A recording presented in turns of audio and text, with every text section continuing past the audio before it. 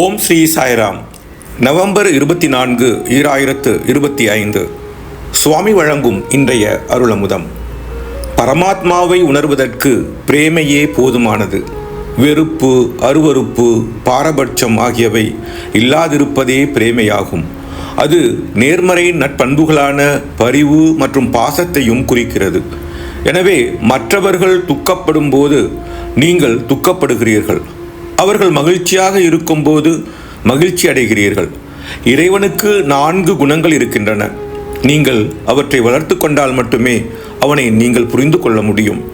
அவையே தெய்வீக அன்பு, அழகு, இனிமை மற்றும் காந்தி ஆகியவை. பிரேமையை வளர்த்து கொள்வது மற்ற 3ம் உங்களை வந்து சேருவதற்கு போதுமானதாகும். படைப்பு அனைத்திலும் இருக்கும் தெய்வீகத்திடம் நீங்கள் பிரேமை நிறைந்தவராக இருக்கும்போது அந்நிலையே சௌந்தரியமாகும்.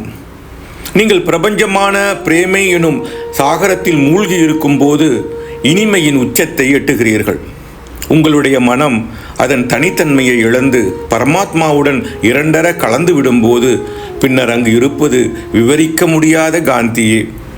தெய்வீக அருளுரை, நவம்பர் 23, 1966. நீங்கள் அனைத்தையும் அரவணைக்கும் அளவற்ற பிரேமையாக ஆகும்போது இறைவன் உங்கள் மூலம் பிரத்யட்சமாவான் என்கிறார் பகவான் ஸ்ரீ சத்திய சாயி பாபா. ஓம் ஸ்ரீ சாய்ராம்.